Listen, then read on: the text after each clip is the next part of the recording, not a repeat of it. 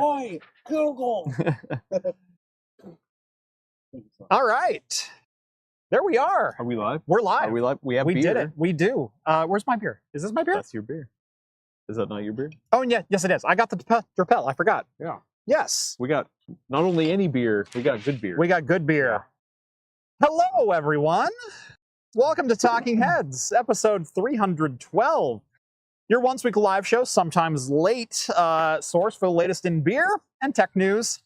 Oh, sure. I'm Jeff, and Adam, Patrick Murray from PC World. That's right. Thanks for having me. This episode of Talking Heads, brought to you by PC World. Excellent. No, no money has changed hands. Hashtag not sponsored. You know what? I will shill for PC World. Oh, okay. Just go subscribe to PC World. Go see more of Adam. Thank you. Good times over there. I mean, beer is always a good time. Yes. So thank you for inviting me. It's a good beer. What unites us? PCs and beer. Actually, it's true. Yeah. Mm-hmm. We are live from Sunnyvale, California, here at Faultline Brewing. It's not very sunny. It's I not think we very should sunny. get our money back. Yeah. So someone lied in the advertisement. We've actually been here before. Well, not you, but I was here over the summer. Rhett and I actually did a live show from literally like right over there. Like, see that round table inside? We sat right there. So we were right outside the brewery. Beautiful night. Reminds me a lot of home right now. It's actually really nice out tonight. It's really warm, but like the humidity, the temperature, it's all exactly like it is at home for me. Rained. Yeah, but not raining currently. Yeah. So. No, this is absolutely perfect.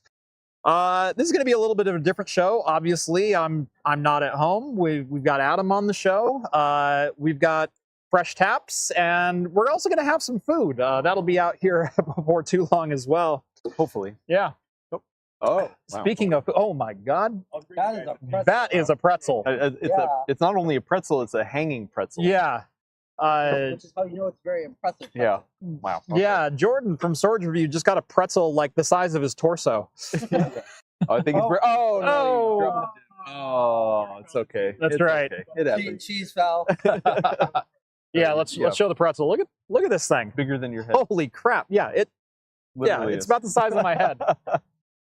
We're gonna need more cheese. Always need more cheese. Just mop it off the plate. You'll be fine. So I've seen you eat worse. can we talk about the beer? Yes, absolutely. What beer did you get? I got from Laughing Monk Brewing. So this is Faultline Brewing. They do both Faultline beer as well as Laughing Monk beer. I believe Laughing Monk does Gypsy Brewing here, which means they use the facility when Faultline's not using it. Okay. And I got the Third Circle Belgian Trapel. It's an 8.7%. Haven't really tasted it yet. I took a drink, but yeah, go for it. And I got the coffee and cream. It's blonde ale, so nice and smooth. Pretty sweet, actually, surprisingly. I feel like I had this one last time because I asked the waiter if he had a Belgian, and he just handed me the beer list, and I went, I'll take that Belgian. You just figure it out. Right, exactly. Actually, he's a nice guy. There's like a party of 50 in there, and he's having to service all of them, so yes. We're the low on the totem pole. And that's okay. Yeah, it's okay. We got our beer. Yeah. No, I love doing these kinds of shows. Gets to show off a really cool facility. By the way, this place is absolutely beautiful. And we're gonna have a good time tonight. Kind of a. Are we? Can you promise that? I will promise. It's a guarantee. It's a guarantee. We will have a good time tonight. Good. I'm ready. So yeah, again, a little bit of a different show. We spent all day at AMD. We can talk about some of that stuff. Have people heard about him? It's a little startup. A little startup here out of Palo Alto. Dr. Lisa Sue. Yeah. Have you heard of her? Yeah. So, some niece of some guy named Jensen went and started her own company. Kind of. I always long story. That. Yeah. I always forget about that. I feel like every once in a while somebody's like, "Did you know?" Yeah. Like, yeah. No. Yeah. No. Everyone knows. We do.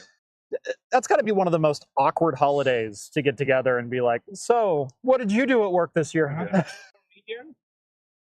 Yeah. Bourbon medium. Yeah, I think we all got bourbon mediums, right? Yeah. Thank you. The steakhouse. Oh, yeah. Brewhouse. Sorry. Yeah. They had a That's scary. Yeah. Tomatoes, no tomatoes. That's it. Oh, and these are thick fries. Yeah. Wait, can I Proper. cuss? Yeah. These are thick ass fries. Nice. Medium brew house. You. That's the brew house. Yeah, that's me. Okay. Medium. Right. Okay, thank you. So yeah, we spent the day at AMD, got to see some of their stuff coming out, most notably the MI300 Instinct series of GPUs and APUs. We'll talk about that in a Oh, little the bit. onion rings, yeah. Sweet. Look. Oh, yes. People have been waiting for new APUs. Yeah. Ryzen APUs, and Right. no, this isn't They it. finally deliver. You can't run games on them. I did actually verify with someone that while these are a GPU style architecture, just like NVIDIA's Hopper, they do not support graphics APIs. So your Vulkan, your DirectX, your so no hope of a So cloud gaming server. It can't run Doom. It can't Is what run you're Doom. Hardware or software acceleration, it probably could. saying. There you go. So maybe that's something we will have to try out. Let's see. I was at Intel on Thursday. I can't talk about any of that yet. So, He hasn't even told me. hey, yeah, I haven't even told Adam, and I tell Adam everything. What else is there to talk about this week? Like, when was the last time you had a show? Wednesday. Just so I know. Yeah, Wednesday. We filmed the What day is after today? you. Wednesday. So whatever yeah. whatever the news rotation is, I'm a day late. Okay, what did we talk about? Oh, Windows 12. Windows 12. Windows 12. Yes. That's what we talked about on our show. We started having a debate about which is the best Star Trek, and I've had this with my Yeah. co-hosts, but I think this would be a great opportunity to kind of go roundtable around here. I love Chris Pine. No, I'm just kidding. That's a That's certainly an opinion. Just so you know, this will be Adam's last show. So. Yeah. Thanks, everybody. Thanks for having me. There's a lake over there. He made this. Yeah. Dive into it. Wait, so what's your tier list then?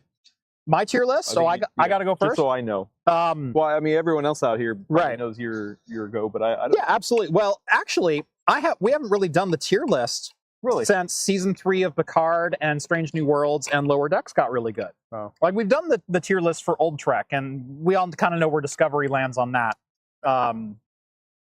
But my tier list has changed Like Si- drastically? Oh. since Strange New Worlds and Lower Decks have come out. So yeah, I think that's maybe a great place to start the night. That way we can hate each other by the end of it. I have to be honest. I do not have a Paramount Plus subscription, Oh, so man. I actually have not kept up with the newer I'll ones. get you my Plex. Okay. There we go. Shh. You did not say that. You know those cell posters, all us home labbers. Also, I'm also one of those weird people that I actually like to watch TV shows Mhm. once it's all over. Yeah. Like I mean sometimes I can do like season to season. I guess I do that pretty often. Mhm. But typically, if I had my choice, I'd be like, oh, I just want to binge as much as I can. Did he bring us any napkins? No. Oh, they did. It's over there. Woo! Can I get one too, please? I was like, he brought me a Thank you. bourbon cheeseburger and onion rings, and I'm like, no napkins. All right. I'm assuming no spoilers, but okay. At least tell me. Yeah. So, the quick synopsis of Star Trek Picard. # no spoilers. Have you even seen Picard yet? No. Okay. Season 1, C+. Great effort, pretty decent story. Not the best storytelling, a little slow in parts, a little too fast in other parts.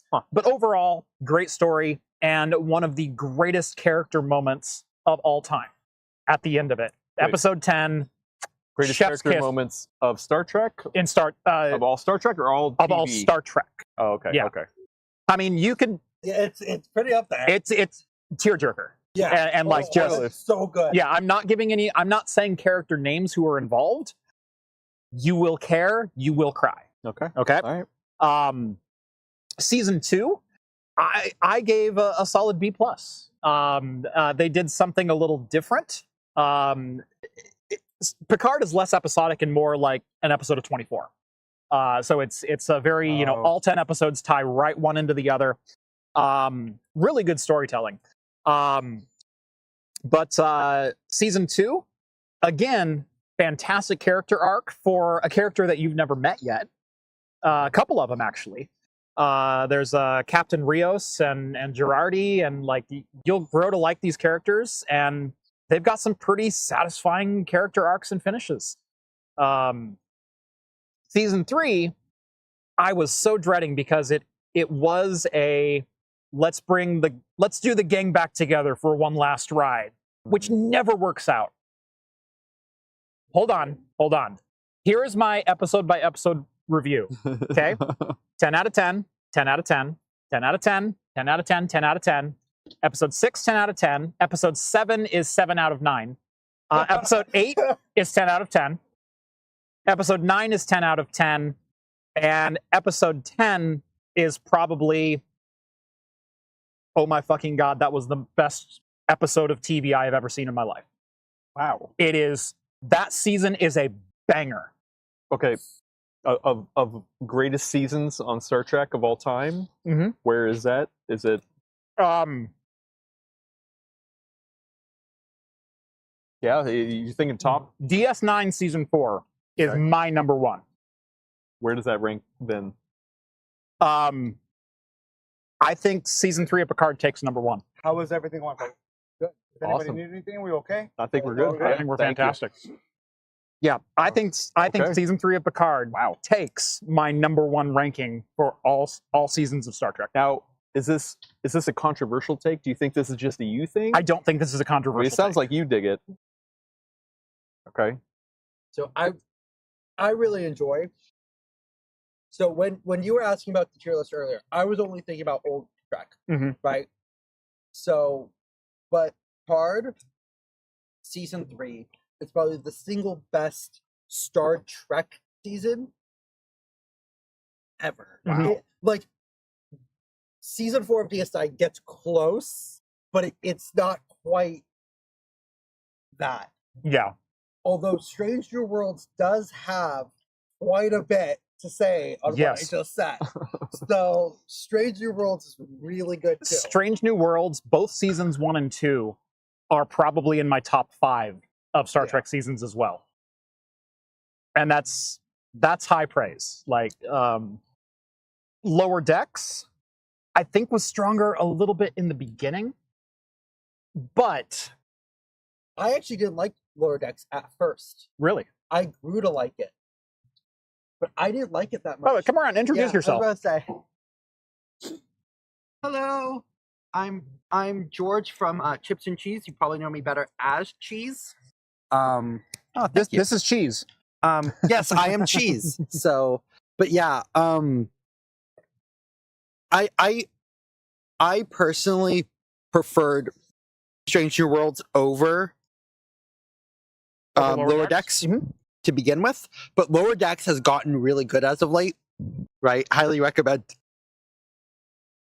And then there's sort of the redheaded stepchild of all of them, aka Discovery. We don't talk about Discovery. That's okay. Season 4 was it was watchable. Like I watched all of them, but like that one I would at least repeat. Yeah. The others is like season 1 actually had so much promise, and that's what pissed me off. Yeah. Was it had a good story there of. The problem is Discovery started going into CSI level writing, Scorpion level writing, where they actually reference sequel existing in the 2200s, and I tuned out. I went, if that is the future that lays in front of us, I'm done now. Yeah. And like season 1 having that sort of the traitor, right? Started so like the first 2 episodes amazing, honestly. Really eye-grabbing. After that, like up until like I think it's episode 8 or episode 9 when the Klingons make a return. Yeah. Throw it all away. Just throw it all away. So let's go real quick. So while we've got you on camera here, what is your Star Trek hierarchy? Okay, TNG. TNG 1, okay. DS9. DS9. Or Okay, it's so close, but I think by the slimmest of margins, it goes, because I have a soft spot for it, because it's what got me into Trek. Mhm. Voyager, Voyager 3, that's a good choice. Strange New Worlds, Picard, and honorary mention to Lower Decks. Lower Decks? Yeah, they're like that close, in my opinion. That's a solid list. They're very close. And I also have to mention Enterprise, because It's technically old Trek. yeah. I mean, Enterprise is... I'm sad that it got cut short. You know, the end Archer of and them guys? Enterprise was fucking shit. But otherwise... Oh, I'm sorry. God, I'm sorry. You know, Archer and them guys, it took a long time getting from there to here.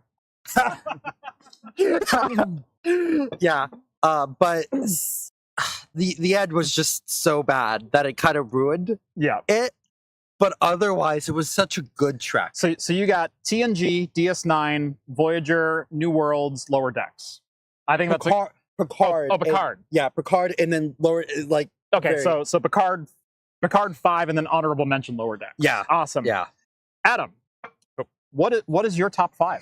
I mean, it's going to be similar, as I'm sure a lot of people. So TNG, Deep Space Nine, and then I would go OG, because I started with OG. Okay. Like that was my entry into it. My parents were totally into it. That was my first go, and actually more controversial.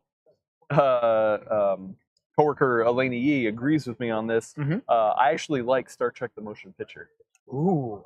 And we can get into that too. Ooh, wow. That like we've done movie rankings too. Yeah. So I mean, the like the TV shows. Like once again, I haven't watched the newer ones, so I can't fit them in there. But the of the controversial Star Trek picks, mine would probably be like I actually like Star Trek: The Motion Picture. Here's my controversial pick. Are you ready? Okay. Wrath of Khan's a terrible movie. The Wrath of Khan is a terrible movie. Yeah. Cinematically, it's a mess. Storytelling, it's an absolute mess. It reminds me of the original Mad Max, which is also a theatrical mess. Something endearing about it. There's something campy about it. There's something a little endearing. But even if you go, oh, it was another time, it was a little, movies were campy back then. It had 3D graphics. Right. But OG Trek was campy. Even if you compare it to other media of the time, it does not hold up. From a storytelling, a theatrical standpoint, it does not hold up. Okay. That's my controversy. Disagree. Yeah. I'm not on that boat. But to each their own. Mm-hmm. That's okay. God, what you really, man? Really? Wow. I think Wrath of Khan is a terrible movie. Huh. Have you always thought that, or is it just really? No? Always. Okay, I have to give you credit. You stick to your opinion. Yeah. Right. Also, I don't know if the mic's picking me up, so. Yeah, probably. Yeah, probably. I can see the waveform at least, so you're good. Yeah. But, Anyway, so my revised top 5 is probably going to be DS9, still number 1, but it's not wrong with that. But it's not the stranglehold it used to be. Like before, my opinion was DS9 was way, maybe not way above TNG, but way above everything else. And you're about to say Picard? I'm about to say Picard. Wow. I'm about to say Picard too. Wow. And you know what else I'm going to say? Strange New Worlds 3. TNG 4. Wow. How's that for a controversial take? Wow. Because, and this is not a dig on TNG. It really is not. This is... I mean, there's plenty to dig. There's plenty to dig. First season. And Strange New Worlds is still in season 2. It could still nosedive. Mm-hmm. But Strange New Worlds has not had a bad episode yet. It is every single one's been a banger. It is 22 episodes in, and every single one has been a hit from the word go. One of the weakest ones, I think, was like episode 3 or 4 of season 2. Mm-hmm. And even that was a good episode. Right. They did a musical, and it was amazing. That was, honestly, I fell out of my couch. Right? They've done a musical, and it was amazing. They did essentially what was a holodeck episode, and it was amazing. Yeah. Where they all played fantasy characters. Yeah. They were taken over by this being who mind controlled them into recreating a book. And it was heartfelt, and it was with enthusiasm, and it made total sense within the universe as well. The crossover episode. Oh, the Lower Decks crossover. Those failed so bad. But that was so good. It was so good. Yeah. They did a crossover episode with Lower Decks, and the amount of references they snuck into that episode. Oh. It sounds like I'm missing out. Oh, it's so good. Yeah. So Strange New Worlds 2, Picard 2. Picard 2, because season 1 does pull it down. It is not the greatest season, but it's definitely watchable. Probably not the worst first season. It's definitely not the worst season by any stretch of the imagination. But season 2, B+. Season 3, best season in Star Trek history, bar none. A++. A++ across the board. So yeah, there's my controversial pick. Like TNG has fallen to 4th because Lower Decks and Strange New Worlds are that good. Okay. Or sorry, New Worlds and Picard are that good. At some point, TNG was your number 2. Right. How close to number 1 is TNG versus Picard? Or at the time.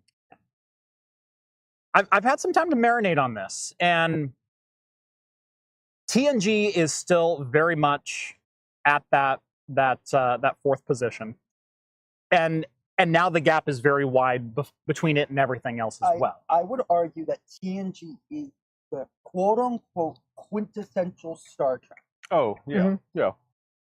It may not be the best Trek, but it is quintessential Star Trek. Yeah. And it's that sort of idea of discovery. And not just discovery of the stars, but discovery of the self. Like, Data's entire, character development was just, all the way even into generations of, right? Yeah. So good. So good. Yes. So yeah, that's my top 4 anyway. Voyager probably I'm gonna go Lower Decks at 5, and then Voyager at 6. Wow. So, yeah, a lot of the new stuff. Yeah. In the top. That middle tier, it's so hard. It is so hard. Because they're all like... Because here's my opinion of Voyager, is the highs are really freaking good, but you've also got Fairhaven, for every year of hell, you've got a Kess episode.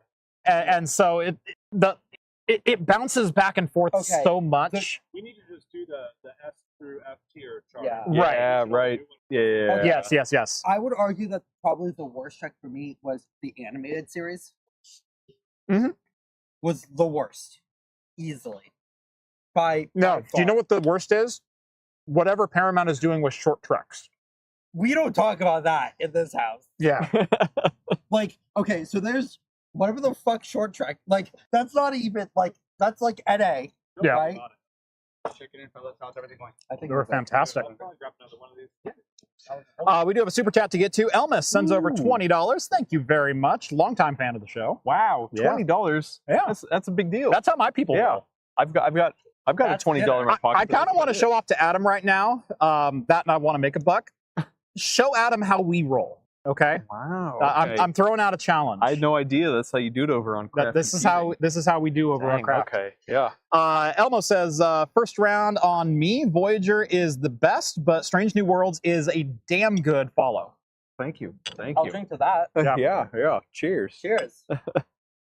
This coffee and cream is actually pretty damn good. Yes. So you got the coffee one? Yeah. It's good. Yeah. Is it coffee? It's more sweeter. I thought it would be a little bit more but it's good. Yeah. The Holy Hell is really good. Yeah, I had that one last time. I had just about everything on the list last time I was here. At least a 4-ouncer.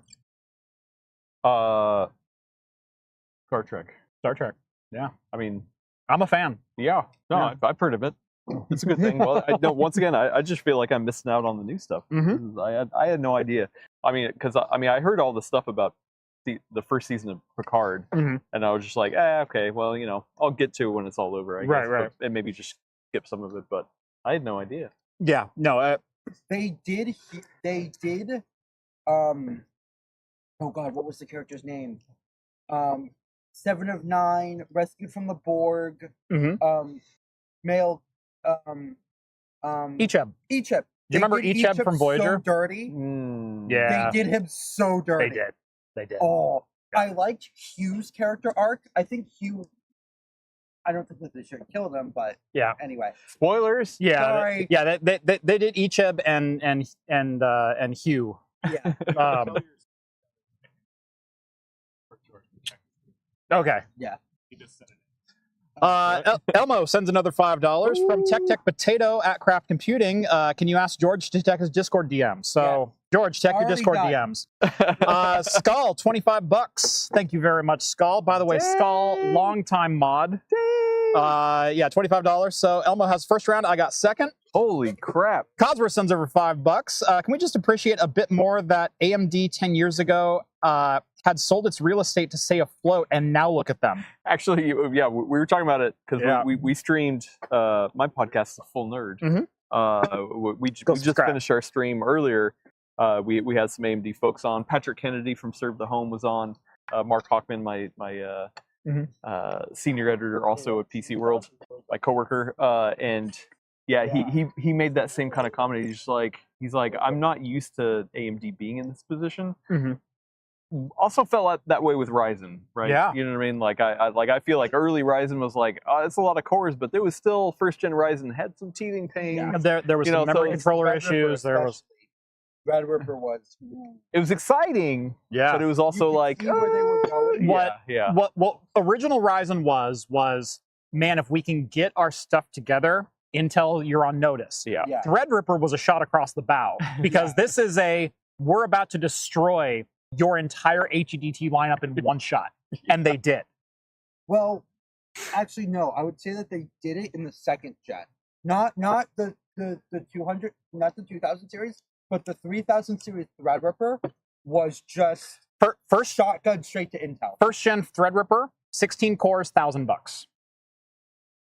Intel's 18 core, that was 5 to 8% faster, was $1,800. Yeah, that's fair. They came in within 10% of the performance for half the cost. So the issues with Threadripper had more to do with the memory and the I. What happened? $500 for chat. That's how we roll. What? That's how we roll. Okay, skip straight to that one. I'm not even done yet. So let's see. Terra Pup, $5. I now got into. I am now getting into Babylon 5. I missed a lot back in the late 90s. Vince says $6.90. Nice. What? And Zachary Solis says this is how we roll for initiative. 500. 15. Roll to 15. Yep. 15 for initiative. All right, I am humbled. I don't even know why I'm here. Fucking cheers. Yeah. Gentlemen, Cheers. Cheers. We're not drinking enough beer, I guess. We're gonna need some more. More of these. A couple rounds to go. Here we go. Yeah. Wow. We got $500 in beer money to spend now. Wow. Should we start talking about nerd drag racing? We can do that. By the way, introduce yourself. I mean, people probably know who you are, but maybe they don't. Maybe they don't know who you are. Yeah. So, my name's Jordan. I'm from StorageReview.com. I do a lot of StorageReview.com. StorageReview.com. Store.StorageReview.com. There you go. I do a lot of the lab rat work, coding, edgy, really like corner case, benchmark testing, putting 2 petabytes of flash in a single 2U box with 512 threads and 256 core Bergamos, stuff like that. That's what I get into. Finding those really weird areas where stuff starts to break, software breaks down, and even hardware starts to break down. A couple weeks ago, I was working on a project. We did a HBA card. It's a PCI Express bifurcation out the back, and then it goes into a JBOF, just a bunch of flash. And we found that when you start plugging in the drives back into the server itself, you run out of PCI lanes, things start disconnecting as you put drives in. So when we first powered it up, we had no mouse and keyboard. We had only video out. We had no Ethernet. You lost chipset drivers. Started eating chipset lanes. Mm-hmm. Yep. So the only way to So we had to find the balance in order to at least be able to talk to it over Ethernet to keep that much stuff in there. Yes. So yeah, it's Skull says he's one of us. He's one of us. Yeah. A nerd. Yeah, something like that. Yes. Cheers, mate. Thanks for the 500. Wow. So yeah, we're doing a lot of weird, edgy stuff, but also more the traditional enterprise reviews. So thanks for having me, Jeff. Thank you. Yeah.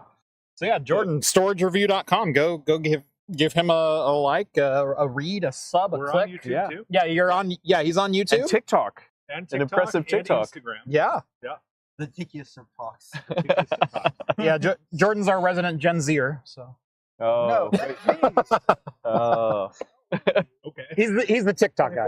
Wait, who? Oh, Yeah. actually, I don't even manage the TikTok account. Brian does, and he's like 60 or something. That's even better. Grandpa TikTok. Yeah. Wait, am I the oldest here? boomers. I have not disclosed exactly how old I am. Boy. Should I type it in? Sure. And you say if you're higher or lower? Yeah, just hit your birth year real quick. And you got me beat. Oh, okay. Yeah. Not by much. All right. But you got me beat. But I'm the elder statesman here, I guess. Not the smartest, but at least I got you in age.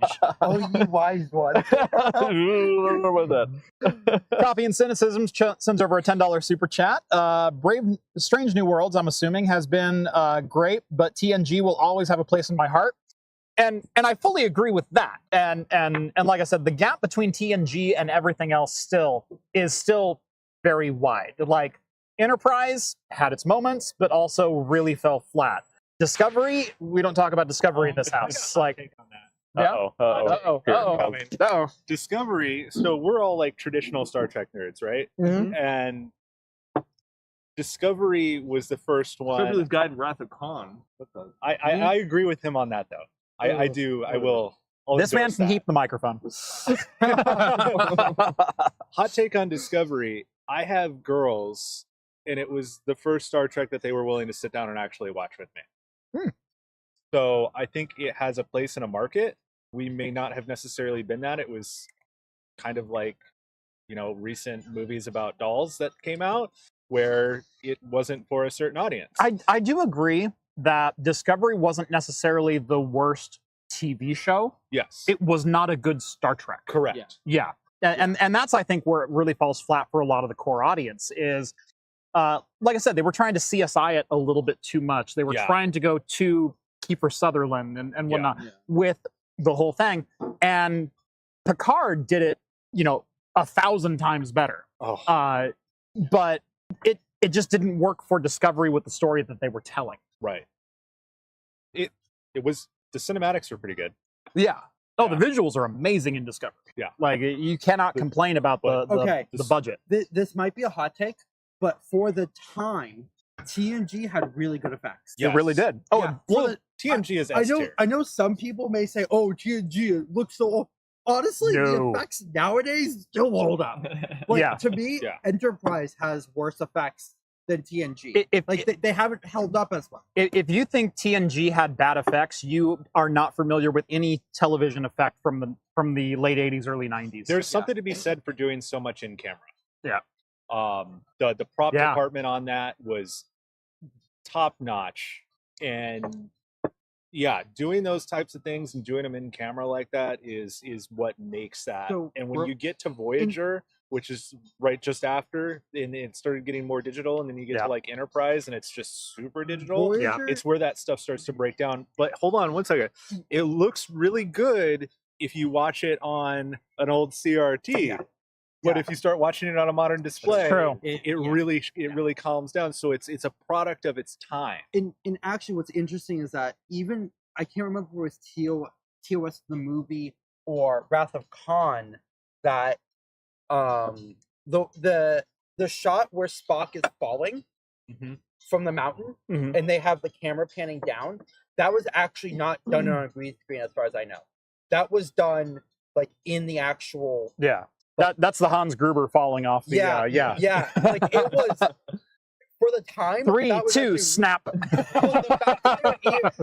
I know the story. The fact that they were able to like keep the camera like on Spock as he was falling, what for the time, absolutely mind blowing. Anyways, I came over here to talk about nerd drag racing, but Star Trek's always a good time. Star Trek's always a good sidetrack, right? Even if that was the original. Did you go back in? I was going to get another beer. Someone waved him off. Yeah. Coffee and cream. And don't wave him off when I got less than 2 gulps left. And $500 to burn. That's just bad form. We have a lot of beer to be Yeah. Grab somebody. I'm good. We do have somebody who's trying to guess your age. It says he says you're 21. Ah, Yeah, Jeff is right on the money. at least 21. Yeah. Oh no, you have to. No, your age is a multiple of 1. That is very true. It took me a second. Yeah. Storage, we got $5 from American Costworth. Storage Review sent me one of my first NAS from a Reddit post way back in the day. Still kicking and logging my Honda Ridgeline now versus my Subaru. So nice. I'm glad to see you there. We love giving back. We get so much hardware that we just can't even keep all of it. We actually did just do a big giveaway. We gave away 2 brand new Dell T560s a couple months ago. So Nice. we do it all the time. Yeah. We love to give back, especially the home lab guys. That's where innovation starts, really. And when you get into the hobby and you start figuring it out, we see a lot of people who are, they're really into the home lab and they're doing it at home, but they also do it for work. And that's, it's a career growth right there. Yeah. There's a big trajectory. I mean, that's why I got into IT, is I was given a couple of computers at a younger age and figured out how to put them together and how not to put them together. And next thing you know, someone thinks you're an IT pro, and you actually do know it. And it spawned a career. Yeah. It's exactly right. and I know Davina. Hi, Davina. Always showing up for our streams. Yeah, I don't recognize Davina, so welcome. Come hang out. Have a beer. Crack a beverage of your choice. Oh, yeah, whatever you want. Yeah. Whatever you want. What do you think Lisa Sue's drinking right now? Oh. Champagne. Yeah. Somebody asked earlier. No, I saw the stock ticker today. Oh. Prosecco. So somebody asked earlier in our Discord if she was going to join us for lunch, the press lunch, and I was like, no, probably no. So I ran into Lisa today. Oh, literally, like literally, physically. Walking through the showcase during one of the breakout sessions, I did not know she was coming up behind me and made a slight jog to my left to look at something and got a nice clip. Well, this will be your last AMD event. Yeah. I think the phrase that came out of my mouth at the time had something to do with farts or sharting at the same time too. So it was a really great impression that I left. Never trust a fart. Oh, excuse me, doctor. Excuse me, doctor. It's like, this guy, get this guy out of here. I promptly left the room. The only sane thing to do. Anyone who was asking if Lisa would be at the tech lunch, she seems like the more approachable between her and Jensen and Pat Gelsinger. Like, if you take the 3, I don't know. Pat seems like I ran into him at Innovation, and like he didn't really have that much of a mob around him. That's like he was definitely. I'm gonna backtrack that. Yeah, I actually feel like he just like definitely can just hang one of us. Where Lisa's just like, oh wow, okay, man, should I say hi? Should I not? I don't know. I don't know. Yeah. And then there's on his pedestal, and you're like, yeah. He doesn't hear me. Hi. How much money you make today? More than Buy a million of these jackets today. Yeah. Yeah. No, see, the person that we see on the cameras isn't actually Jensen. Jensen's just the leather jacket that is possessed. Oh, it just gain sentience. That's a great theory. No, actually, I like that. I like that. Oh, another super chat. Another super chat. Gameeks sends over $5. Thank you so much. How about a hot take on Star Trek book franchise? Man, Ooh. I read back in my day. Younger Adam definitely read a lot of Star Trek books, and actually, I had to look it up on GOG recently, or within the past couple of years. I played a Star Trek point-and-click adventure game back in the 90s. Final Unity? Yeah. No. Oh god, I forgot the name of it again. Yeah, it was one because I played a Final Unity. I have the big box for that one too. Ooh, oh, you have the box. Okay, I do. Let me. I don't have many big boxes in my collection. The Destiny. I've read some Star Trek books, but the Destiny series and the Prometheus series were very good. The Dominion War series. I've read some of them, not all of them. It's good. Really good. Oh, it's good. I think I've read like book 4. Oh, Judgment Rights. Judgment Rights. Okay. That was the one. Yeah. Yep, that's a good one. Yeah, the Judgment Rights was a man. Yeah. Yep. Oh, I love that screenshot. Yep. No, I liked Final Unity because it placed you into a TNG episode. It had a little mystery to it. It was a point-and-click adventure game. Okay. But it had multiple endings depending on what you were doing and what choices you made. But like a 1992 DOS game. Yeah. Back when computers were real. Yeah.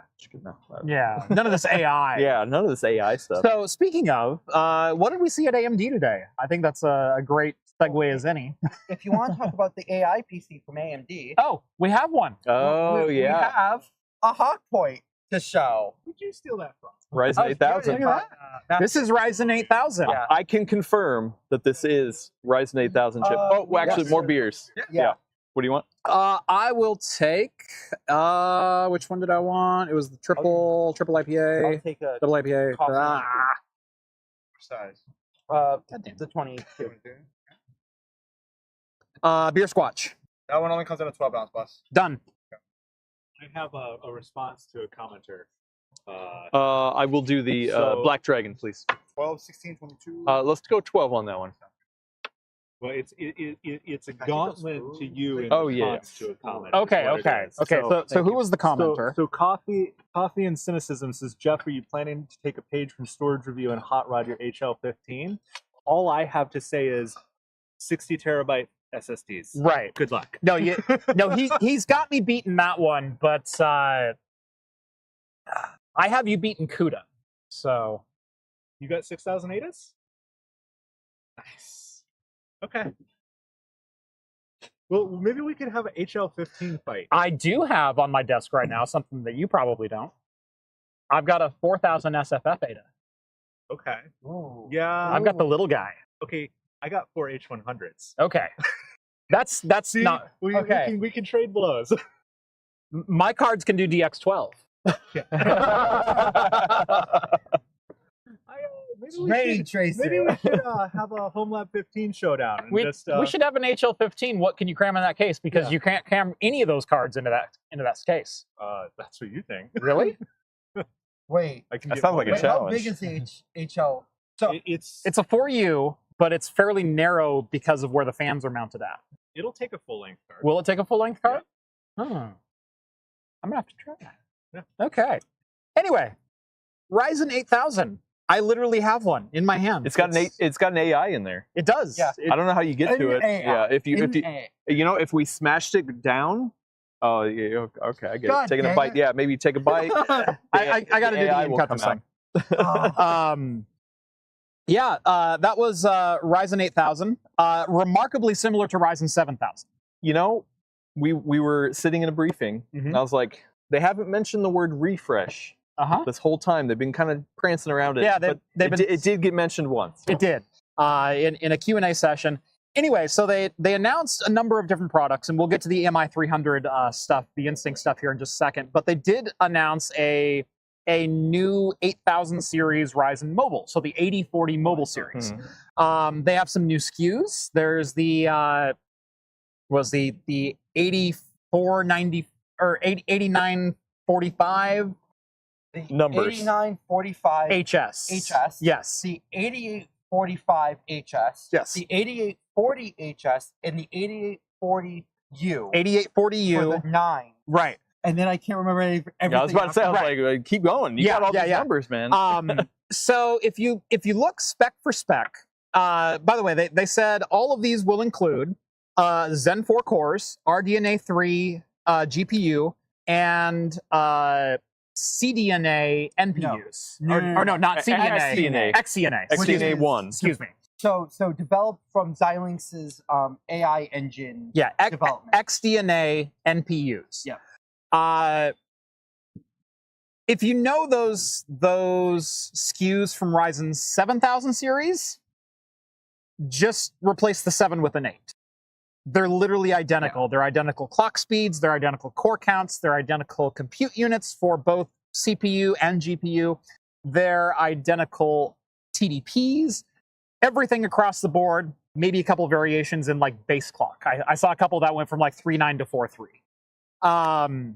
What has changed is the NPU, so the neural processor, that has been clocked up 60%.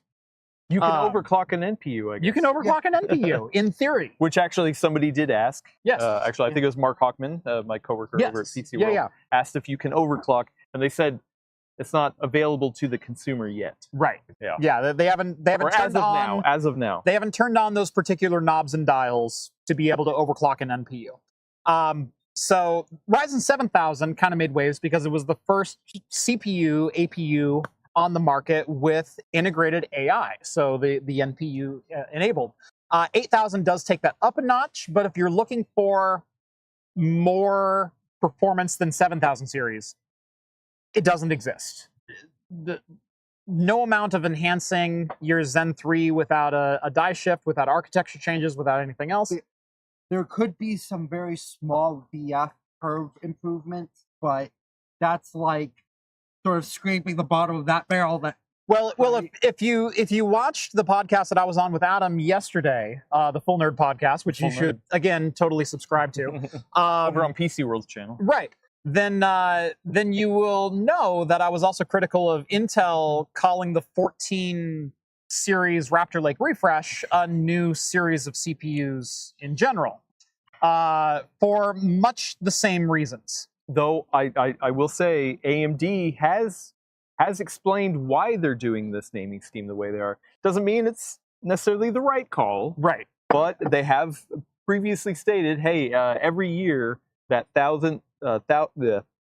fourth digit, the thousandth digit, is going to change. So 2023 was Ryzen 7000. 2024 is Ryzen 8000. Right. Regardless of anything, they're always going to change that fourth digit. It's that third digit that you need to pay attention to. So the 8 is model year 2024. Yeah, it just correlates with the year. And this is only on mobile. This is only on mobile. That's also why it's a little like, come on. That second digit is going to be tier of CPU. So it's going to be 9, 8, 7, 6, 5, etc. Classic. 8, 6, 7, 5, 3, 0. That third digit is the one that's really going to come into play because that tells you if it's a modern generation chip. So a 4 stands for a Zen 4 CPU. A 3 will stand for a Zen 3. A 2 will stand for a Zen 2. And also means the architecture and potentially even the manufacturing process is slightly different. I'm not necessarily in favor of this naming scheme, but at the same time, it makes sense. And as long as you know it, then I mean, it is funny, when they first talked to the press about this naming scheme, this was actually months ahead of them revealing it, and they gave us a decoder ring. I don't know why I didn't bring it. Yeah, you should have brought the decoder. I should have brought the decoder ring. And it took us a while, because I think the problem that the decoder ring gave us was that people were just sitting there being like, oh, well, what if I do this? What if I do that? And they're like, no. This is to decode, not to build your own. Yeah, this isn't a la carte. Yeah. You're like, well, if I got a Ryzen 9 with Zen 2, but it's a high wattage part, and they're like, no. It's not that these combinations can be made. It's more like you look at but actually, I mean, a year later or so, like we actually do understand what those numbers mean. Yes. So Yes. Whatever. It doesn't necessarily mean it's right or wrong. It just means like at least we have learned it, and at least we know exactly what's inside. Yeah. I was gonna say this might be a hot take, but it's unlike what the Intel slides that were accidentally put up say, it having the core architecture in the name, I think is actually a good thing. Yes. Because now you can say, well, then they can fudge it. It's like, yeah, but look at Intel, right? Well, but I mean, I really think it's that first digit that is really throwing people off, because you think bigger number better, then it's going to signify something, right? And it does on the desktop. That's the thing, is that AMD's trying to have their cake. But it even does that in GPUs. If you look one generation to the next, a 4000 series NVIDIA is not necessarily better than a 3000 series, depending on the tier that you buy. And so I get where AMD is coming from. What's that? Don't get me started on server. The scalable naming scheme. How many pluses? Yeah. All of them. scalable our third and fourth generation Intel Xeon scalable processors, which have bronze, silver, and gold, and platinum. Letters, symbols. Right. All of which are intended for completely different markets, but we're not going to tell you which ones. Yeah. Yeah. Yeah. I will say they were only talking about the Zen 4 parts. Yes. Now, Yeah. Somebody did ask about others, and they're like, "Oh, maybe we'll have other things to talk about." Also, no HX parts. Mm-hmm. So yeah, right now it's just a straight refresh of the HS and the U parts, but only the Zen 4. And I think they were only the 88. I think there was an 86 on there as well. But so they went all the way down to the 86s, 85s actually. 85, yeah. So a certain, if I remember, yeah, the 8540U. That's right. A certain few of the Ryzen 5 that I cannot remember off the top of my head at this very moment, I believe has the NPU. Now the two lower ones that they showed. At least they're not pulling an Epic and going 7H12. Ha. Yeah. Okay. Yeah. So at least we still have the decoder, and there's no letters involved until the very end. And the very end still tells you something. But although I think they still have the numbers or the letters in the Epic SKUs for the apps. Yes. And the P's for the single processor. Actually, that might be at the end now. Yeah. So okay. Well, if you do think about it, though, it kind of makes sense if you stop to think about it. As much as I would love to hear about other. Thank you. Oh wow, that is beautiful. Oh. You got to hold that one up. Oh yeah, sorry. Yeah. Look at that gradient. He's got a full nitro going on. Yeah, I like that. Black Dragon. Yeah, that's their nitro stout. Yeah. So good stuff. I think it makes sense for them to talk about these parts now because these are the parts with the NPU in it. Yes. I think what is going to happen is the HX parts probably not going to have it. Anything further down the stack, with maybe Zen 3 or if they have Zen 2 still, it's not going to have the NPU. So this is an AI event. This is why they're talking about those parts. Yeah, I think so. It makes sense. Yeah, you're going to see a common theme, especially as we get into CES. Just about every company. I mean, they've been doing it for the last 6 months anyway, but every company, especially at CES, will be announcing some form of an AI product. Actually, my beer said powered by AI. Weird. I'm just kidding. No. You can't get that kind of gradient without AI. Honestly, I would honestly believe that at this point. Yeah. With how much AI. Actually, you know what? I did try that AI, that Coca-Cola that was flavored by AI. And I was like, okay, that's a good use for AI. Yeah. Have it come up with a Coke flavor. How was it? It was not great. It was fine. I'd have it again. But, in terms of Coke flavors, it's like. It was the Dali of Coke. It's like C minus, D plus. It had 7 fingers. And yeah. I was like, I mean, it was drinkable for sure. So at least that's a good start. But anyway. Yeah. AI. It's everywhere. So yeah, if you're looking for a significant uptick in performance with Ryzen 8000 mobile parts, you're not going to find it at least in the first half of 2024. Who knows what they'll release later with some potential Zen 5 on the horizon, but I think that's going to be Computex or later at the very earliest. Yeah. Computex I said maybe. Very early. Maybe at Microsoft's AI PC event, which is sometime near Computex-ish. Yeah. I think it's like May, June. Yeah. Well, Microsoft was on stage today. They were. Yeah. They were. Twice even. Yep. So let's go ahead and talk about the big boys. Let's go ahead and talk about the MI300. Oh, you've got one on you, right?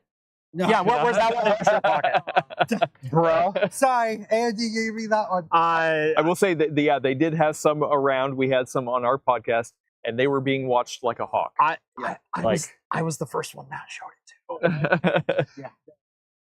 300 to do a video and walked halfway across the room and went down the server lineup. Yeah. And within 10 seconds, I was swarmed by people being like, "Do you have the chip? Do you have the chip?" Dude, I'm shooting a video. Yeah. Jacob was shooting a video and was swarmed by like 3 PR people from AMD. I keep calling you the wrong. I did that the other night too. I did. Yeah, Jordan. Jordan. I don't know why Jacob. Maybe it's the beard. I don't know. Looks like a Jacob. Anyway, Jordan was shooting a video with the delidded MI300A, and he walked away from the camera. It wasn't just delidded. Was it also the one that was shaved down? It was delidded and etched.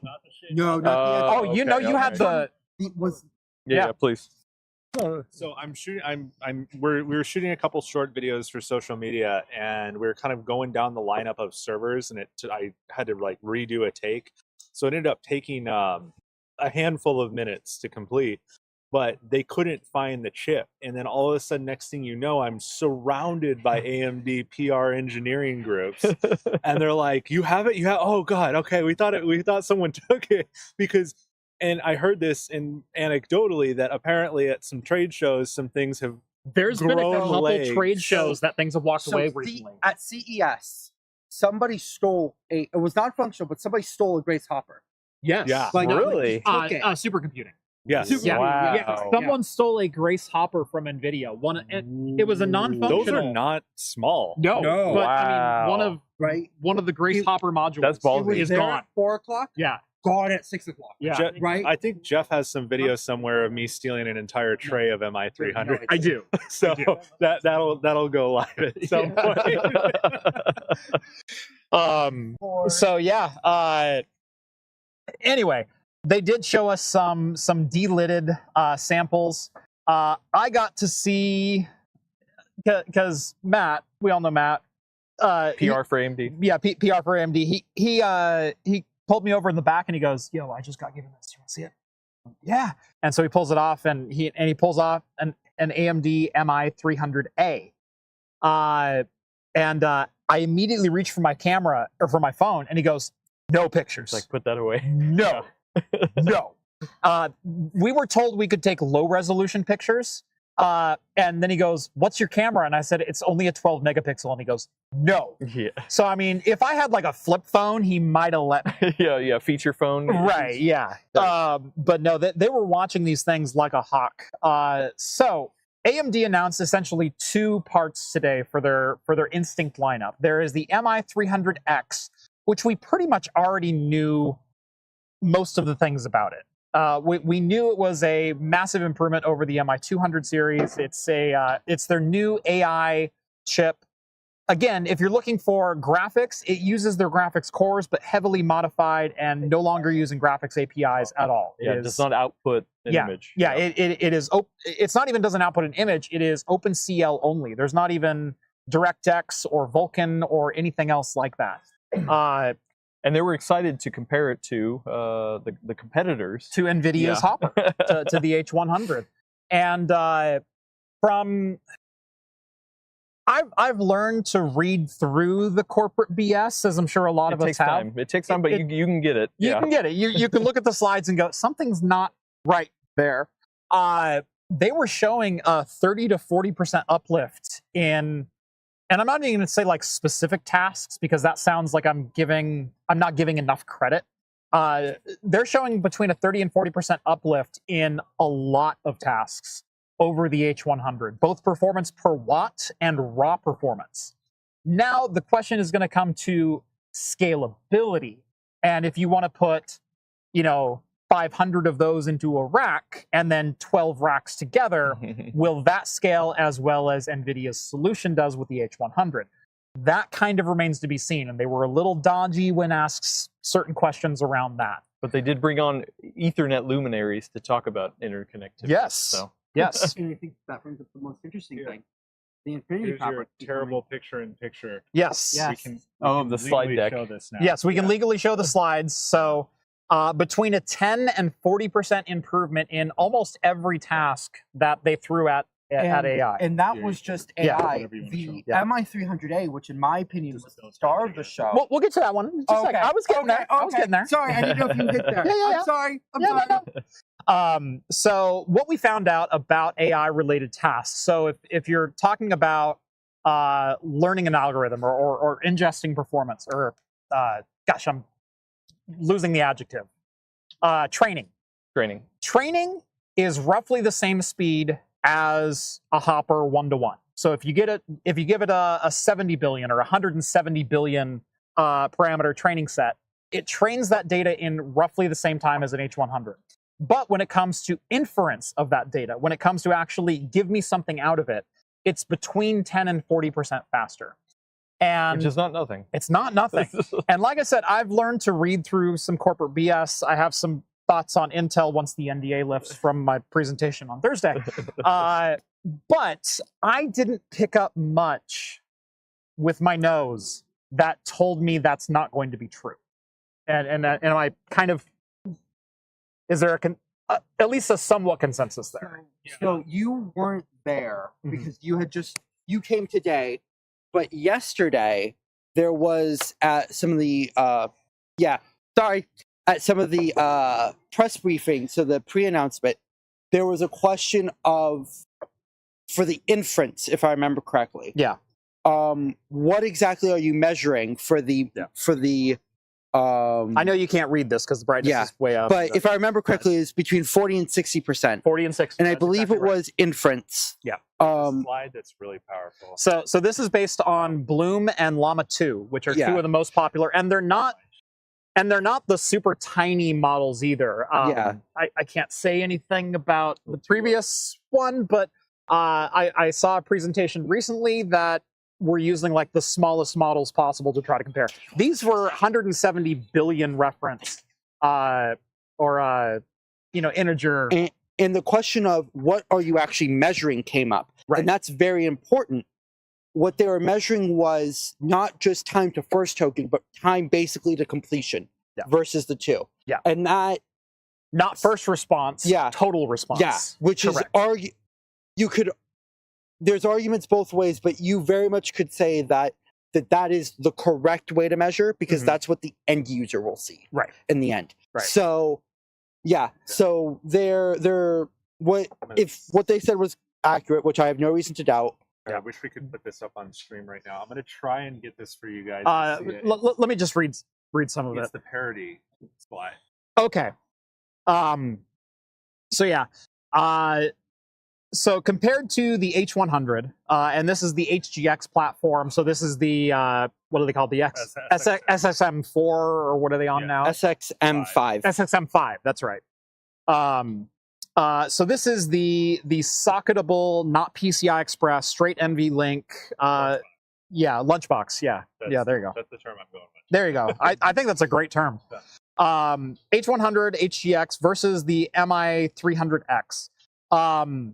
The H100 has a max of 640 gigabytes of HBM3 memory. The 300X will have 1.5 terabytes of HBM3.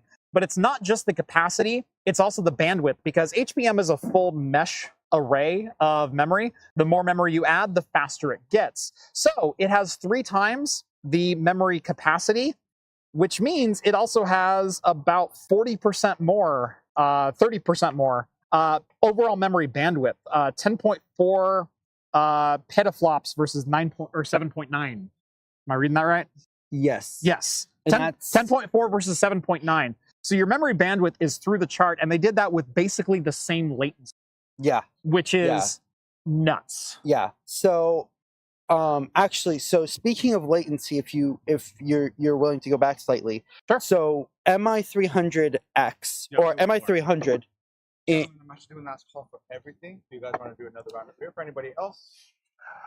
I'll do coffee and premium. Coffee and premium? Actually, really. 12, 16, or 22 ounces, sir. Let's do 12, please. 12. I think I'm going to hold with this one. Yeah, I think I'm good. With you? Yeah. Thank you. So back to MI300. That's right. We got about 20 minutes to wrap it up. Yeah. So. Okay. The way that it's it's close 4 at 9, IO I'm not dies. keeping the bar staff late. Yeah, it's 4 IO dies. And if you go from 1, so let's say you're on, so there's 4 quadrants. If you're at the quadrant here, and then you jump to either of the ones to the left or above and or below, you get a 30% latency hit. Yeah. And if you go to the one that's 2 hops away, so diagonal, because there's no all, it's a 60% latency hit. Yeah. Which may sound like a lot, and it is. However, GPUs are less latency sensitive than a CPU is. Yes. Because they care more. I'm not saying that they're not latency sensitive. They are, but they're less latency sensitive. And they still have that shared L2 with 256. So that's the L3. L3, and that would actually factor into the. It's not really an L3. Okay. It's what would be referred to as a memory side cache. Yes. So it's more it's complicated. This is why it's great to have people smarter than you on. But basically, if you evict something from the, not quite, there's, okay, there's some complexity here that I'm going to lose in trying to talk about it. The latency sounds extreme for the. We're talking about the scale of microseconds. Exactly. Yeah. No, we're talking about nanoseconds. I was going to say, when we're talking about nano and femtoseconds, the latency hit is not that extreme, especially when you consider the overall bandwidth of, if this load is being done on this quadrant alone, it's still going to obliterate anything else that's currently on the market. Yeah. Right. Yeah. But surprisingly enough, the MI300X was not the most exciting product they announced. Speaking of latency, they were talking about something that was going to solve some of that latency. So if you were waiting for APUs to finally get serious, AMD has now created. I feel like you're excited for that one. AMD has now created the most insane APU ever in the M300i. Oh my goodness! A for APU. Sorry, I said M300. MI300A. How many of those craft beers have you had? Not enough. Not enough. So I'm still upright. This is an interesting concept because NVIDIA went the route of ARM and throwing a bajillion ARM cores at it, which is not technically out yet, but we know everything about Grace, I think. I don't know actually what I can and can't speak to on this one, so I'm going to keep it high level. So this is more a competitor with Grace Hopper. Grace. With the Grace stuff, they went ARM and they stuck a bajillion cores at it, and they're really good. They're really good high single-threaded performance. AMD took a genericer approach with x86. And they stuck a 24 cores worth of Zen 4 in their SMT too. So here's the architecture: is they took their MI300X, and which is based up in quadrants. There's a quadrant of multiple CCDs of GPUs with so many compute units stacked in there, and then two HBM3 memory modules with 32 gigs. You slap 4 of those together, you've got the MI300X. What they've done is they've removed one quadrant from that die, and they've stuck on 3 Zen 4 chiplets along with another 32 gigs of HBM. And the memory pool is completely shared between the CPU and the GPUs. One thing that I'm interested in, and 24 cores of Zen 4, and what was it, 228, 224 or something like that of compute unit? Yeah, it's obscene. Yeah. And 128 gigs of HBM3. Yeah. Oh man, that's the killer, right? Is all the HBM, and it's all unified too. So you've got that kind of. That's going to present a really interesting programming conundrum of rethinking. But I mean, they're already doing that with Grace Hopper, so it's not completely foreign. Right. Where my mind immediately goes is, okay, it's x86. What does this open up for, like, OS? Yeah. You couldn't otherwise do on GH. I mean, ARM, like, I daily a Windows ARM laptop, so I'm well aware of it. But I'm sorry. It's an X13S. I actually, Nice. I daily it when I'm on the road Yeah. because it gives me 2.5 days of battery life, and it has built-in 5G. Hard to argue with the whole thing. It's a really nice. It's a Lenovo. I really love it. But yeah, no, ARM stuff, like, I really like it. I dig it. It has a place in the data center actually. Ampere's been doing it forever. But going the x86 route presents some very interesting thought processes around, like, what you can do from a software and an OS perspective. So let's talk about the platform as a whole right now, because I think that's also going to get lost in this. This is actually just a socketable APU processor. Yeah, it's the same exact footprint as a EPYC chip. Yeah, it's EPYC Genoa. It's the SP5 socket. But it's not pin compatible. You can't swap them. Yeah, you can't. Which sucks. That would have been so cool. Yeah, and the reason it's not pin compatible is it's more power delivery and fewer memory channels, because all of the memory is on board the socket. Yeah. So you don't need to spread out over all your different lanes and everything. 4 socket boards.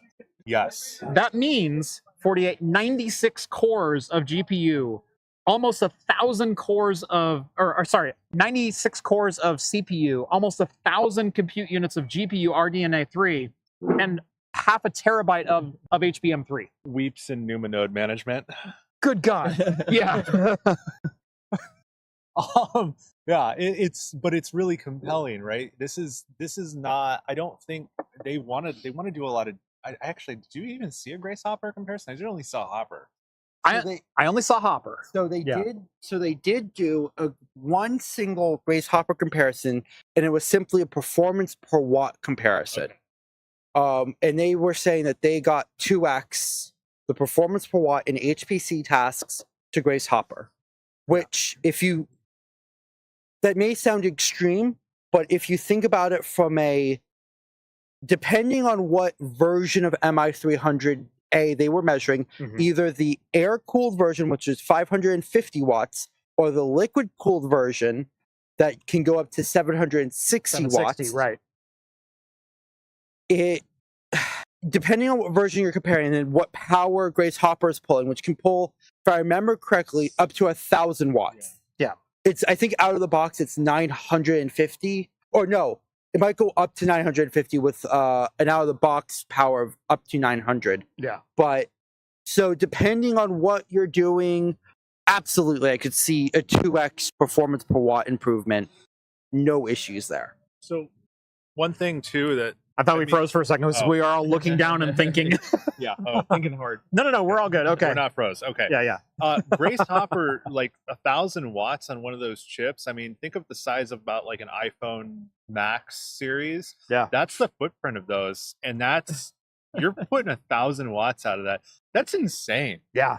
Holy crap! Like. That's a space heater. Yeah.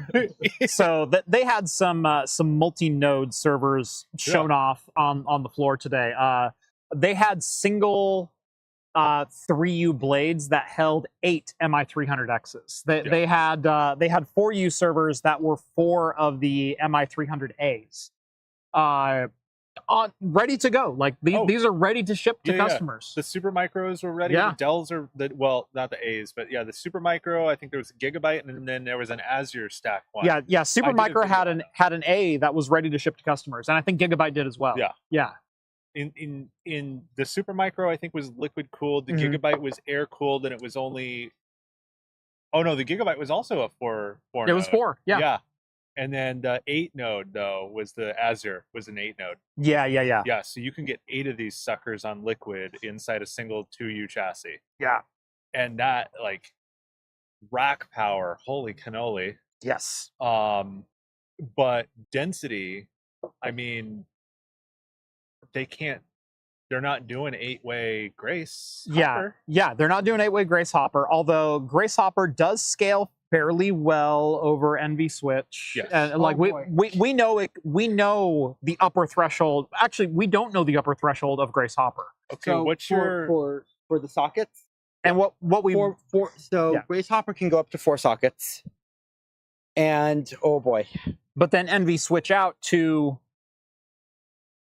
there's a yes and a no there. Right. Can scale out. Well, there's a yes and a but, and NVIDIA, your marketing needs improvement here. Yes. So,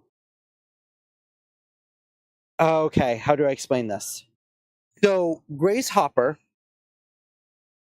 can scale out to 4P, and Grace Hopper has 2 SKUs that we know of.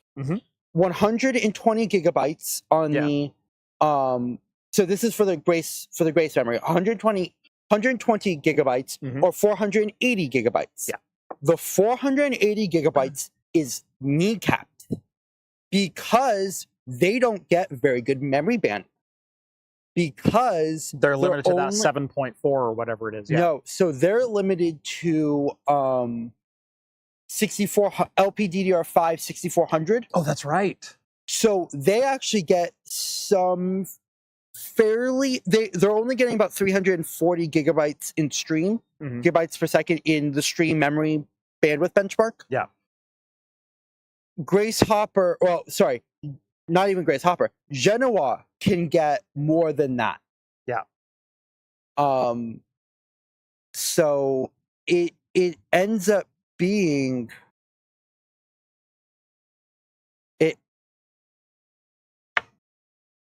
it ends up being that Just getting a call. Yeah. Distracting all of yeah. us. Sorry. Wow, mute Yeah. your phone. Yeah. It's a live stream. It was muted. Good Is this Lord. your first one? So I've done more than him. So what ends up happening is because of that bandwidth, you actually can't saturate the GPU to CPU NVLink as much Right. because of just how that all works. And you end up getting a reduced bandwidth there. And it gets even worse is that when you put that 480 gigabyte version into a 4P mode, you actually cut the bandwidth even more back to the CPU, basically in half. Yeah. Again. In the vein of bandwidth and throughput conversation, AMD went all Ethernet for their interlinks. I'm curious, what do you like? Hot takes, thoughts, concerns, praises? It's Ethernet, kind of. Yeah. Yeah. I can't have a hot take because there's things that I can't talk about from the other camp. Yep. Yeah. So we were both there. Yeah, we were both there. Yeah. So I don't know if I have an opinion until the 14th. How's that? Your opinion's withheld until my opinion was withheld until the 14th. I have hands-on opinions. Okay. And it's yeah. So, we should do this again. We should talk again on the 14th. Is this Ethernet versus InfiniBand? This is Ethernet versus InfiniBand versus NV switch versus AMD solution. Yes. Yeah, this is like 4 players. This is 3 players, 4 technologies. Yes. Yeah. And they all say I'm the most open. And yes. Well, except for NVIDIA. Except for NVIDIA, which says fuck you, buy our stuff. Yeah. Well, which is also a hard thing to argue with, but yeah. Yes. They're good. Yeah. So I mean, that kind of brings up a point of there was a lot of comparison to H100, which is, I would say, knowledgeable to be a very long lead time in that you could gestate an entire human being before you could show up an H100 to your door.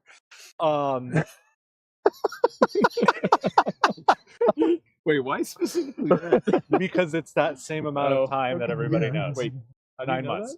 Yeah. I'm sorry. You're like, how do you know how long it I takes? thought you were I have talking about kids, man. ingesting a No, human being. In like I thought you were gestate. talking about gestate, not ingest. Oh my god! I was like, I know it takes you that long to eat a human? What the hell? Well, you got to marinate them. There's a whole process. I mean, Dry rub. yeah, dry rub. You're not just going to throw that on the grill. You got to smoke that. Get the real flavor out. But Confirmed cannibals over here. How many dead babies can you fit in a basement? Like, it's, Depends on how big the basement is. that's right. it took Where's a the weird baby? turn. Depends. Do we cut them up first? Like there's a whole process. Are we using the chest freezer or the upright? Why not both? Oh gosh. Well, okay, so a lot of the comparisons we saw today were against H100 and GH100, right? Yes. So yes. the availability on that, it's hard to get. I make the joke, but I know it's not actually. Jensen sits down every night with a list of people who asked for an H100 and clicks down at yes, no, yes, no. But Naughty night. You've been very naughty this year. I'm aware that that's not it, but there's a selection. Does he put on the process. fake beard with the leather jacket, or That'd is be there? hilarious. Availability is difficult. Yeah. What's it going to look like for 200 series? And what's AMD's supply actually going to look like coming out, when we hit kind of general availability, like late Q1, early Q2? That's going to be the game changer, because the AI you can make today is better than the AI you can make in a month or a year. The really interesting thing that I took out of all of this, if we kind of want to start wrapping this up here, is one of AMD's biggest problems with selling to data center, because EPYC is a fantastic product in general. It has been very well received. It has been a customer who says, okay, we want 15,000 of those. And AMD has to say, well, we can only allocate like 7 of those to you this year. Well, then we're just going to buy Intel. Yeah. And so that's been the mantra between both Intel and NVIDIA when you think about competition. AMD does not have the logistical power to fulfill all those orders. And so they're losing a lot of orders by default to their competitors. What AMD said today was with the MI300X, they expect to make $2 billion off of that chip in 2024. Did you get pricing? I did not get pricing. Okay, so I can't talk about pricing. We can't talk about pricing. Okay. I did not get pricing. But AMD is confident that they are going to be able to supply whatever the demand is. And that's kind of the confidence that I got out of them today. So where that old argument of, oh, I want, an entire data center of those. And AMD goes, well, that'll take you like 6 months because we're waiting on TSMC. I don't think that's a thing this time. That would be cool. Yeah. Yeah. That's the impression that I got. That would be well, epic. And they're having to allocate between the X and the A. Right. So, but they're only making 3 parts for this whole thing? You've got a Zen 4 core, which you're already making in bulk. You've got an IO die, which you're already making in bulk. And I just realized it's the compressed SKU stack we were all talking about an hour ago. AMD makes 5 things and packages them 1,000 different ways, and that's all they freaking do. Honestly, it's kind of impressive when you think of it like that. Right. Like they make 5 things and then just shout. They make 2 CPU CCDs. They make 2 IO dies, and they make 3 or 4 GPU SKUs, and that's literally it. It's just how they package them. Yeah. That's it. They make 3 IO dies now. No, they make 3 IO dies. I'm really happy with the SKU sheet on this. Right? One. Yeah. Right? You've got an X and an A. Right. And when you break it down, that's all they do. Yeah, and so we've heard really good things about binning when it comes to Zen 4 and Zen 4C. And we've heard equally good things about RDNA 3, which is why they have so many good high-end SKUs, and they're having a hard time competing at the low end. They don't want to bin things down because they don't have to. My 96 core Threadripper, buddy, that thing liquid nitrogen whoa. What's even better than it? My 32 core was really good. I've only got a 64, you bastard. I got a 32, 64, 96. Is that the Pro version for the 32? The 96 is Pro. There's no Pro 32. Yeah, there's no there Pro. is. Yeah, I'm pretty sure. No, there's no Pro. There's the 7975X. But anyway. Did you use Green Stick 8 eye? Did we what? Did you use Green Stick 8 eye for the overclocking? No. Oh, no. Sorry. It's fine. Yeah, no, their binning has been the chips have been really good. Yes. Whoa. That's the one consistent thing about AMD over the last couple of years is their bins from Zen 2 forward have been insanely good yields. Yeah. And AMD's in a position, like I said, right now, where it feels like they're confident they're going to be able to deliver to the supply demand. Yeah. And we haven't gotten that impression over the last couple of years. They're hitting their stride. Yes. In a lot of ways. Yeah. And I was actually, at SC23, I was actually talking to vendors, and they were confident that they were getting MI300 systems out the door easily by Q1. I love Taco Bell. So, did Jeff get the 2 meows in the last show? Do I owe $50? Meow. AMD is the Taco Bell of tech. Yeah, that's the one. They make 5 things and package it a billion different ways. Put it that way. Yeah. It's tortillas, beans, cheese, and rice. Again, I love Taco Bell. Right. So lots of good coming out of this. A lot of interesting products. AMD, we've thought that they're hitting their stride in the last couple of generations, and then they just kind of continue to impress. They are definitely outrunning some of the competition right now. Even though the competition has been ahead, they're improving faster than the competition is. And I think that's the one big takeaway from all of this. Powerful. Yes. Yeah. Thank you. And by the way, AMD didn't even pay for my trip here. So I can say whatever I want. I'm on no one's time. No. We know who you're in the pocket of. Right. We know here. Yeah, it's Dr. Tech Potato is who I'm. Yeah, you're in the pocket of Big Potato. Yeah, Big Potato. Those Idahoan bastards. Anyway, they just delivered the check. It is closing time. I am not one to make a barkeep stay late. So I think that's going to do it for episode 312 here on Talking Heads. I'm Jeff. Make sure to subscribe to Craft Computing if you haven't done so already. Make sure to like the video, do all those YouTube things that make algorithms go up. Leave a comment, do all that kind of thing. Adam, do you want to pimp PC World one more time? PCWorld.com, YouTube.com/PC World. Yes. Our podcast, The Full Nerd. Full Nerd? Where we talk about mostly consumer. I'm not going to lie. We're on the consumer end of things. That's all right. For the most part. I cover that too. Yeah. So Thank you for having me. Yeah. That was fun. Jordan/Jacob, you want to give one more? Hi, I'm Jonathan from Storage Review. One more time, storagereview.com. Check us out. We've got all the enterprise and some really wacky stuff. Take a look. And then Greg. Oh, sorry, George. And I'm George from Chips and Cheese. So that's www.chipsandcheese.com.